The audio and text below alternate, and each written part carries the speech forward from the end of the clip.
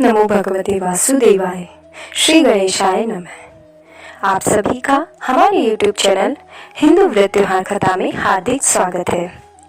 आज हम सुनेंगे बृहस्पतिवार अर्थात गुरुवार व्रत कथा। अंत में आरती कर भगवान विष्णु का आशीर्वाद प्राप्त करेंगे। बोलिए प्रभु विष्णु की जय, बृहस्पति भगवान की जय। श्री गणेशाय नमः। वक्रतुंड महाकाय सूर्यकोटि संप्रभ निर्विघ्नं कुरु मे देव सर्वकार्येषु सर्वदा। ओम अच्युताय नमः, ओम अनंताय नमः, ओम गोविंदाय नमः। ओम ब्रह्म बृहस्पते नमः, ओम ब्रह्म बृहस्पते नमः, ओम ब्रह्म बृहस्पते नमः, ओम ग्राम ग्रीम ग्रोम सह गुरुवे नमः। गुरुवार व्रत महात्म्य एवं विधि। इस व्रत को करने से समस्त इच्छाएं पूर्ण होती है और बृहस्पति महाराज प्रसन्न होते हैं। धन, विद्या, पुत्र तथा मनवांछित फल की प्राप्ति होती है। परिवार में सुख तथा शांति मिलती है। इसलिए यह व्रत सर्वश्रेष्ठ और अति फलदायक है। इस व्रत में केले का पूजन करें। कथा और पूजन के समय मन, क्रम, वचन से शुद्ध होकर मनोकामना पूर्ति के लिए बृहस्पति देव से प्रार्थना करनी चाहिए। दिन में एक समय ही भोजन करें। भोजन चने की दाल का करें। नमक न खाएं। पीले वस्त्र पहने। पीले फलों का प्रयोग करें। पीले चंदन से पूजन करें। पूजन के बाद भगवान बृहस्पति देव की कथा सुननी चाहिए। बृहस्पतिवार व्रत कथा। प्राचीन समय की बात है। एक बड़ा प्रतापी तथा दानी राजा था। वह प्रत्येक गुरुवार को व्रत रखकर पूजन करता था। यह उसकी रानी को अच्छा न लगता। न वह व्रत करती, न ही किसी को पैसा दान में देती थी। राजा को भी वह ऐसा करने से मना किया करती थी। एक समय की बात है कि राजा शिकार खेलने वन को गए। घर पर रानी और दासी थी। उस समय गुरु बृहस्पति साधु का रूप धारण कर राजा के दरवाजे पर भिक्षा मांगने आए। साधु ने रानी से भिक्षा मांगी तो वह कहने लगी, हे साधु महाराज, मैं इस दान पुण्य से तंग आ गई हूँ। आप कोई ऐसा उपाय बताइए जिससे सारा धन नष्ट हो जाए तथा मैं आराम से रह सकूं। साधु रूपी बृहस्पति देव ने कहा, हे देवी, तुम बड़ी विचित्र हो। संतान और धन से कोई भी दुखी नहीं होता। इसको सभी चाहते हैं। पापी भी पुत्र और धन की इच्छा करता है। अगर तुम्हारे पास धन अधिक है तो इसे शुभ कार्यों में लगाओ, जिससे तुम्हारे दोनों लोग सुधरे। परंतु साधु की इन बातों से रानी खुश नहीं हुई। उसने कहा, मुझे ऐसे धन की आवश्यकता नहीं जिसे मैं अन्य लोगों को दान दूं और जिसको संभालने में मेरा सारा समय नष्ट हो जाए। साधु ने कहा, हे देवी, यदि तुम्हारी ऐसी इच्छा है तो जैसा मैं तुम्हें बताता हूँ वैसा ही करना। बृहस्पतिवार के दिन घर को गोबर से लीपना, अपने केशों को पीली मिट्टी से धोना, केशों को धोते समय स्नान करना, राजा से हजामत बनाने को कहना, भोजन में मांस मदिरा खाना, कपड़े धोबी के यहाँ धुलने डालना। इस प्रकार 7 बृहस्पतिवार करने से तुम्हारा सब धन नष्ट हो जाएगा।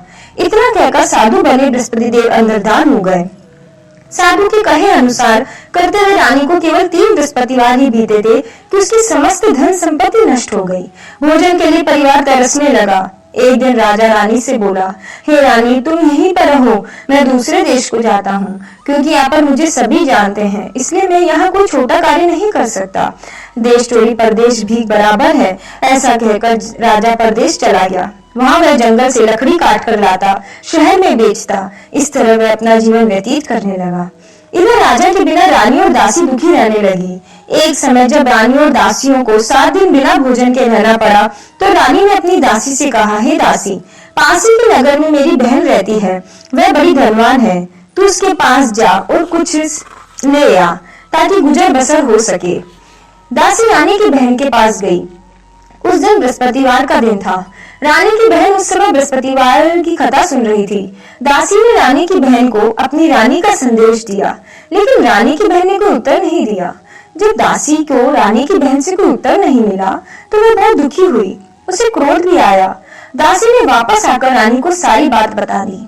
सुनकर रानी ने अपने भाग्य को कोसा। उधर रानी की बहन ने सोचा कि मेरी बहन की दासी आई थी परंतु मुझसे नहीं बोली, इससे बहुत दुखी हुई होगी। कथा सुनकर और पूजन समाप्त कर वह अपनी बहन के घर गई और कहने लगी, हे बहन, मैं बृहस्पतिवार का व्रत कर रही थी। तुम्हारी दासी गई, परंतु जब तक कथा होती है तब तक न उठते हैं और न बोलते हैं, इसलिए मैं नहीं बोली। कहो दासी क्यों गई थी? रानी बोली, बहन, हमारे घर में अनाज नहीं था। ऐसा कहते कहते रानी की आंखें भर आई। उसने दासियों समेत भूखा रहने की बात भी अपनी बहन को बता दी। रानी की बहन बोली, बहन देखो, बृहस्पति देव भगवान सबकी मनोकामना पूर्ण करते हैं। देखो, शायद तुम्हारे घर में अनाज रखा हो। यह सुनकर दासी घर के अंदर गई। वहां उसे घड़ा अनाज का भरा मिल गया। उसे बड़ी हैरानी हुई क्योंकि उसने एक एक बर्तन देख लिया था। उसने बाहर आकर रानी को बताया। दासी रानी से कहने लगी, हे रानी, जब हमको अन्न नहीं मिलता तो हम व्रत ही तो करते हैं, इसलिए क्यों न इनसे व्रत की कथा और विधि भी पूछ ली जाए और हम भी व्रत किया करेंगे। दासी के कहने पर रानी ने अपनी बहन से बृहस्पतिवार व्रत के बारे में पूछा। उसकी बहन ने बताया, बृहस्पतिवार के व्रत में चने की दाल और मुनक्का से विष्णु भगवान का केले की जड़ में पूजन करे तथा दीपक जलावे, पीला भोजन करे तथा कथा सुने। इससे गुरु भगवान बृहस्पति भगवान प्रसन्न होते हैं, मनोकामना पूर्ण करते हैं। व्रत और पूजन की विधि बताकर रानी की बहन अपने घर लौट गई। रानी और दासी दोनों ने निश्चय किया कि बृहस्पति देव भगवान का पूजन जरूर करेंगे। 7 रोज बाद जब बृहस्पतिवार आया तो उन्होंने व्रत रखा। गुड़साल में जाकर चना और गुड़ बीन लाई, उसकी दाल से केले की जड़ तथा विष्णु भगवान का पूजन किया। अब पीला भोजन कहाँ से आए? दोनों बड़ी दुखी हुई, परंतु उन्होंने व्रत किया था, इसलिए बृहस्पति देव भगवान प्रसन्न थे। एक साधारण व्यक्ति के रूप में वे 2 थालों में सुंदर पीला भोजन लेकर आए और दासी को देकर बोले, हे दासी, यह भोजन तुम्हारे लिए और तुम्हारी रानी के लिए है, इसे तुम दोनों ग्रहण करना। दासी भोजन पाकर बहुत प्रसन्न हुई। उसने रानी को सारी बात बताई। उसके बाद से वे प्रत्येक बृहस्पतिवार को गुरु भगवान का व्रत और पूजन करने लगी। बृहस्पति भगवान की कृपा से उनके पास धन हो गया, परंतु रानी फिर पहले की तरह आलस्य करने लगी। तब दासी बोली, देखो रानी, तुम पहले भी इसी प्रकार आलस्य करती थी, तुम्हें धन रखने में कष्ट होता था, इस कारण सभी धन नष्ट हो गया। अब गुरु भगवान की कृपा से धन मिला है तो फिर तुम्हें आलस्य होता है। बड़ी मुसीबतों के बाद हमने ये धन पाया है, इसलिए हमें दान पुण्य करना चाहिए। अब तुम भूखे मनुष्य को भोजन कराओ, प्याऊ लगवाओ, ब्राह्मणों को दान दो, कुआं, तालाब, बावड़ी आदि का निर्माण कराओ, मंदिर, पाठशाला बनवाकर ज्ञान दान दो, कुंवारी कन्याओं का विवाह करवाओ, अर्थात धन को शुभ कार्यों में खर्च करो, जिससे तुम्हारे कुल का यश बढ़े तथा स्वर्ग प्राप्त हो और पितर प्रसन्न हो। दासी की बात मानकर रानी शुभ कर्म करने लगी। उसका यश फैलने लगा। एक दिन रानी और दासी आपस में विचार करने लगी कि न जाने राजा किस दशा में होंगे, उनकी कोई खोज खबर भी नहीं है। उन्होंने श्रद्धा पूर्वक गुरु भगवान से प्रार्थना की, राजा जहाँ कहीं भी हो शीघ्र वापस आ जाए। उधर राजा परदेश में बहुत दुखी रहने लगा। वह प्रतिदिन जंगल से लकड़ी बीन कर लाता और उसे शहर में बेचकर अपने दुखी जीवन को बड़ी कठिनता से व्यतीत करता था। एक दिन दुखी हो अपनी पुरानी बातों को याद करके वह रोने लगा और उदास हो गया। उसी समय राजा के पास बृहस्पति देव साधु के वेश में आकर बोले, लखड़ारे, तुम इस सुनसान जंगल में किस चिंता में बैठे हो, मुझे बतलाओ। यह सुन राजा के नेत्रों में जल भर आया। साधु की वंदना कर राजा ने अपनी संपूर्ण कहानी सुना दी। महात्मा दयालु होते हैं। वे राजा से बोले, हे राजा, तुम्हारी पत्नी ने बृहस्पति देव के प्रति अपराध किया था, जिसके कारण तुम्हारी दशा हुई है। अब तुम किसी प्रकार की चिंता मत करो, भगवान तुम्हें पहले से अधिक धन देंगे। देखो, तुम्हारी पत्नी ने बृहस्पतिवार का व्रत प्रारंभ कर दिया है। अब तुम भी बृहस्पतिवार का व्रत करके चने की दाल व गुड़ जल के लोटे में डालकर केले का पूजन करो, फिर कथा कहो या सुनो, भगवान तुम्हारी सब मनोकामनाओं को पूर्ण करेंगे। साधु की बात सुनकर राजा बोला, हे प्रभु, लकड़ियां बेचकर तो इतना पैसा भी नहीं बचता जिससे भोजन करने के उपरांत कुछ बचा सकूं। मैंने रात्रि में अपनी रानी को व्याकुल देखा है। मेरे पास कोई साधन नहीं जिससे उसका समाचार जान सकूं। फिर मैं बृहस्पति देव की क्या कहानी कहूं, यह भी मुझको मालूम नहीं है। साधु ने कहा, हे राजा, मन में बृहस्पति भगवान के पूजन व्रत का निश्चय करो, वे स्वयं तुम्हारे लिए कोई राह बना देंगे। बृहस्पतिवार के दिन तुम रोजाना की तरह लकड़ियां लेकर शहर में जाना। तुम्हें रोज से दुगुना धन प्राप्त होगा, जिससे तुम भली भांति भोजन कर लोगे तथा बृहस्पति देव की पूजा का सामान भी आ जाएगा। जो तुमने बृहस्पतिवार की कहानी के बारे में पूछा है वह इस प्रकार है। ओम ब्रह्म बृहस्पति नमः। बृहस्पति देव की कहानी। प्राचीन काल में बहुत ही निर्धन ब्राह्मण था। उसकी कोई संतान नहीं थी। वह नित्य पूजा पाठ करता। उसकी स्त्री न स्नान करती न किसी देवता का पूजन करती। इस कारण ब्राह्मण देवता बहुत दुखी रहते थे। भगवान की कृपा से ब्राह्मण के यहाँ एक कन्या उत्पन्न हुई। कन्या बड़ी होने लगी। प्रातः स्नान करके वह भगवान विष्णु का जप करती। बृहस्पतिवार का व्रत भी करने लगी। पूजा पाठ समाप्त कर पाठशाला जाती तो अपनी मुट्ठी में जौ भरकर ले जाती और पाठशाला जाने के मार्ग में डालती जाती। लौटते समय वही जौ स्वर्ण के हो जाते तो उनको बीनकर घर ले आती। एक दिन वह बालिका सूप में उन सोने के जौ को फटक कर साफ कर रही थी। तभी उसकी माँ ने देख लिया और कहा, हे बेटी, सोने के जौ को फटकने के लिए सोने का सूप भी तो होना चाहिए। दूसरे दिन गुरुवार था। कन्या ने व्रत रखा और बृहस्पति देव से सोने का सूप देने की प्रार्थना की। बृहस्पति देव ने उसकी प्रार्थना स्वीकार कर ली। रोजाना की तरह वह कन्या जौ फैलाती हुई पाठशाला चली गई। पाठशाला से लौटकर जब वह जौ बीन रही थी तो बृहस्पति देव की कृपा से उसे सोने का सूप मिला। उसे वह घर ले आई और उससे जौ साफ करने लगी, परंतु उसकी माँ का वही ढंग रहा। एक दिन की बात है, कन्या सोने के सूप में जौ साफ कर रही थी। उस समय उस नगर का राजकुमार वहां से निकला। कन्या के रूप को देखकर वह उस पर मोहित हो गया। राजमहल आकर वह भोजन तथा जल त्याग कर उदास होकर लेट गया। राजा को जब राजकुमार द्वारा अन्न जल त्यागने का समाचार ज्ञात हुआ तो उसने अपने मंत्रियों के साथ वह अपने पुत्र के पास गया और कारण पूछा। राजकुमार ने राजा को उस लड़की के घर का पता भी बता दिया। मंत्री उस लड़की के घर गए। मंत्री ने ब्राह्मण के समक्ष राजा की ओर से निवेदन किया। कुछ ही दिन बाद ब्राह्मण की कन्या का विवाह राजकुमार के साथ संपन्न हो गया। कन्या के घर से जाते ही ब्राह्मण के घर में पहले की भांति गरीबी का निवास हो गया। एक दिन दुखी होकर ब्राह्मण अपनी पुत्री से मिलने गए। बेटी ने पिता की अवस्था को देखा और अपनी माँ का समाचार पूछा। ब्राह्मण ने सभी हाल खैर सुनाया।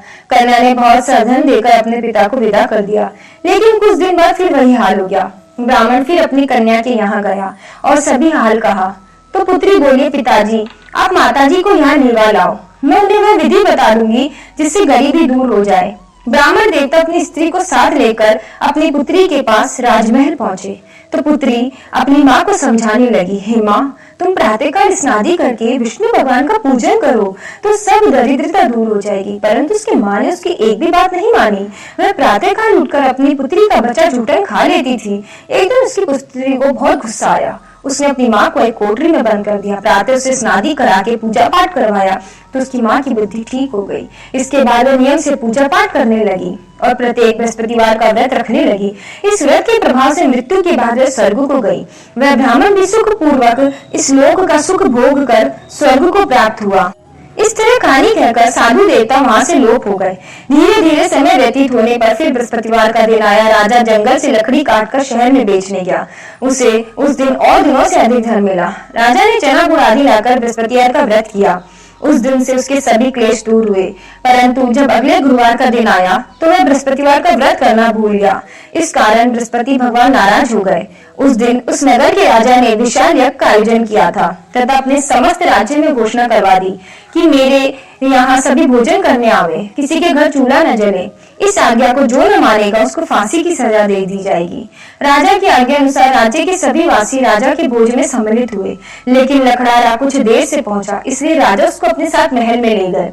जब राजा लखड़ारे को भोजन करा रहे थे तो रानी की दृष्टि उस खूंटी पर पड़ी जिस पर उसका हार लटका हुआ था। उसे हार खूंटी पर लटका हुआ दिखाई नहीं दिया। रानी को निश्चय हो गया कि मेरा हार इस लखड़ारे ने चुरा लिया है।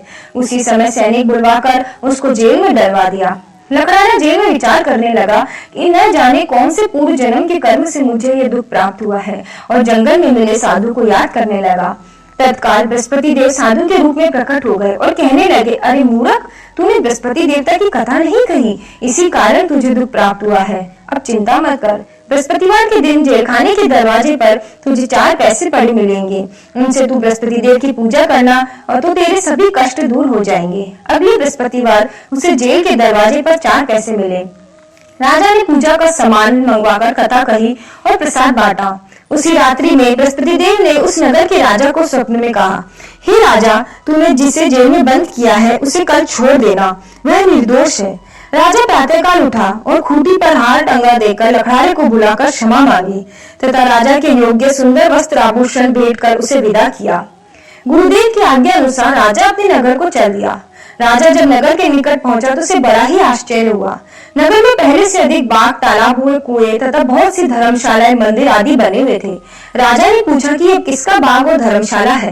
तब नगर के सब लोग कहने लगे कि ये सब रानी और दासी द्वारा बनवाए गए हैं। राजा को आश्चर्य हुआ और गुस्सा भी आया कि उसकी अनुपस्थिति में रानी के पास धन कहाँ से आया होगा। जब रानी ने यह खबर सुनी कि राजा आ रहे हैं तो उसने अपनी दासी से कहा, हे दासी, देख राजा हमको कितनी बुरी हालत में छोड़ गए थे, वह हमारी ऐसी हालत देखकर लौट न जाए, इसलिए तू दरवाजे पर खड़ी हो जा। रानी की आज्ञा अनुसार दासी दरवाजे पर खड़ी हो गई और जब राजा आए तो उन्हें अपने साथ महल में लिवा लाई। तब राजा ने क्रोध करके अपनी तलवार निकाली और पूछने लगा, बताओ ये धन तुम्हें कैसे प्राप्त हुआ है। तब रानी ने सारी कथा कह सुनाई। राजा ने निश्चय किया कि मैं रोजाना दिन में 3 बार कथा कहा करूंगा तथा रोज व्रत किया करूंगा। अब हर समय राजा के दुपट्टे में चने की दाल बंधी रहती तथा दिन में 3 बार कथा कहता। एक रोज राजा ने विचार किया कि चलो अपनी बहन के यहाँ हो आऊं। इस तरह का निश्चय कर राजा घोड़े पर सवार हो अपनी बहन के यहाँ चल दिया। मार्ग में उसने देखा कि कुछ आदमी एक मुर्दे को लिए जा रहे हैं। उन्हें रोककर राजा कहने लगा, अरे भाइयों, मेरी बृहस्पतिवार की कथा सुन लो। वे बोले, लो हमारा आदमी मर गया, इसको अपनी कथा की पड़ी है। परंतु कुछ आदमी बोले, अच्छा कहो, हम तुम्हारी कथा भी सुनेंगे। राजा ने दाल निकाली, कथा कहनी शुरू कर दी। जब कथा आधी हुई तो मुर्दा हिलने लगा और जब कथा समाप्त हुई तो राम राम करके वह मुर्दा खड़ा हो गया। राजा आगे बढ़ा, उसे चलते चलते शाम हो गई। आगे मार्ग में उसे किसान खेत में हल चलाता मिला। राजा ने उससे कथा सुनने का आग्रह किया, लेकिन वह नहीं माना। राजा आगे चल पड़ा। राजा के हट्टे बेल पछाड़ खाकर गिर गए तथा किसान के पेट में बहुत जोर से दर्द होने लगा। उसी समय किसान की पत्नी रोटी लेकर आई। उसने जब देखा तो अपने पुत्र से सब हाल पूछा। बेटे ने सभी हाल बता दिया। बुढ़िया दौड़ी दौड़ी घुड़सवार के पास गई और बोली, मैं तेरी कथा सुनूंगी, तू अपनी कथा मेरे खेत पर चलकर ही कहना। राजा ने लौटकर बुढ़िया के खेत पर जाकर कथा कही, जिसको सुनते ही बेल खड़े हो गए। किसान के पेट का दर्द भी बंद हो गया। राजा अपनी बहन के घर पहुंच गया। बहन ने भाई की खूब मेहमानी की। दूसरी रोज प्रातःकाल राजा जागा तो वो देखने लगा सब लोग भोजन कर रहे हैं। राजा ने अपनी बहन से जब पूछा, ऐसा कोई मनुष्य है जिसने भोजन नहीं किया हो, जो मेरी बृहस्पतिवार की कथा सुन ले? बहन बोली, भैया यह देश ऐसा ही है, पहले यहाँ के लोग भोजन करते हैं, बाद में अन्य कोई कार्य करते हैं। फिर वह कुमार के घर गए जिसका लड़का बीमार था। उसे मालूम हुआ कि उसके यहाँ 3 दिन से किसी ने भोजन नहीं किया है। रानी ने अपने भाई की कथा सुनने के लिए कुम्हार से कहा। वह तैयार हो गया। राजा ने जाकर बृहस्पतिवार की कथा कही, जिसको सुनकर उसका लड़का ठीक हो गया। अब तो राजा की प्रशंसा होने लगी। एक दिन राजा ने अपनी बहन से कहा, है बहन, मैं अपने घर को जाऊंगा, तुम भी तैयार हो जाओ। राजा की बहन ने अपनी सास से अपने भाई के साथ जाने की आज्ञा मांगी। सास बोली, चली जा, परंतु अपने लड़कों को मत ले जाना, क्योंकि तेरे भाई की कोई संतान नहीं है। बहन ने अपने भाई से कहा, हे भैया, मैं तो चलूंगी, परंतु कोई बालक नहीं जाएगा। अपनी बहन को भी छोड़कर दुखी मन से राजा अपने नगर को लौट आया। राजा ने अपनी रानी से सारी कथा बताई और बिना भोजन किए वह शैया पर लेट गया। रानी बोली, हे प्रभु, बृहस्पति देव ने हमें सब कुछ दिया है, वे हमें और संतान भी अवश्य देंगे। उसी रात बृहस्पति देव ने राजा को स्वप्न में कहा, हे राजा, उठ, सभी सोच को त्याग दे, तेरी रानी गर्भवती है। राजा को जानकर बड़ी खुशी हुई। 9वें महीने रानी के गर्भ से एक सुंदर पुत्र पैदा हुआ। तब राजा बोला, हे रानी, स्त्री बिना भोजन के रह सकती, परंतु बिना कहे नहीं रह सकती। जब मेरी बहन आए तो मुझसे कुछ मत कहना। रानी ने हाँ कर दी। जब राजा की बहन ने शुभ समाचार सुना तो बहुत खुश हुई, बधाई लेकर अपने भाई के यहाँ आई। रानी ने तब उसे आने का उलाना दिया। जब भाई अपने साथ ला रहे थे तब टाल गई, उसके साथ ना आई और आज अपने आप ही भागी भागी बिना बुलाए आ गई। तब तो राजा की बहन बोली, भाई, मैं इस प्रकार न कहती, तुम्हारे घर औलाद कैसे होती? बृहस्पति देव सबकी मनोकामनाएं पूर्ण करते हैं। जो सद्भावना पूर्वक बृहस्पतिवार का व्रत करता है एवं कथा पढ़ता है अथवा सुनता है और दूसरों को सुनाता है, बृहस्पति देव उसकी सभी मनोकामना पूर्ण करते हैं, उनकी सदैव रक्षा करते हैं। जो संसार में सद्भावना से गुरुदेव का पूजन एवं व्रत सच्चे हृदय से करते हैं, उनकी सभी मनोकामनाएं वैसी ही पूर्ण होती है जैसी सच्ची भावना से रानी और राजा ने बृहस्पति देव की कथा का गुणगान किया तो उनकी सभी इच्छाएं बृहस्पति देव ने पूर्ण की। अनजाने में भी बृहस्पति देव की उपेक्षा न करें, ऐसा करने से सुख शांति नष्ट हो जाती है। इसलिए सबको कथा सुनने के बाद प्रसाद लेकर जाना चाहिए। हृदय से उनका मनन करते हुए जयकारा बोलना चाहिए। बोलो बृहस्पति देव भगवान की जय, गुरु भगवान की जय। बृहस्पति देवता की आरती। ओम जय बृहस्पति देवा, स्वामी जय बृहस्पति देवा।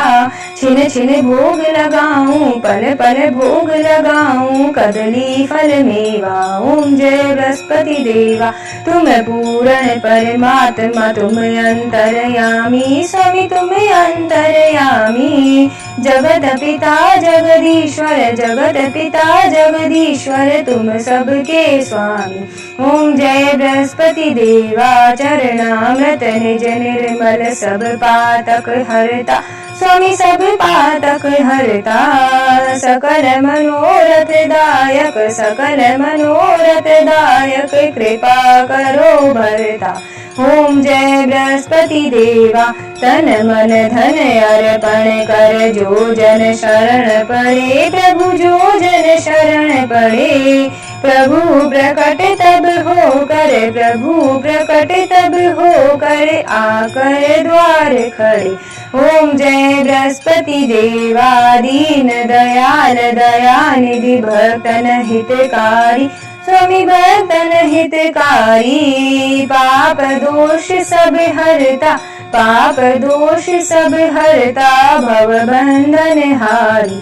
ओम जय बृहस्पति देवा, सकल मनोरथ दायक, सब संशय हारो प्रभु सब संशय हारो। विषय विकार मिटाओ, विषय विकार मिटाओ, संतन सुखकारी।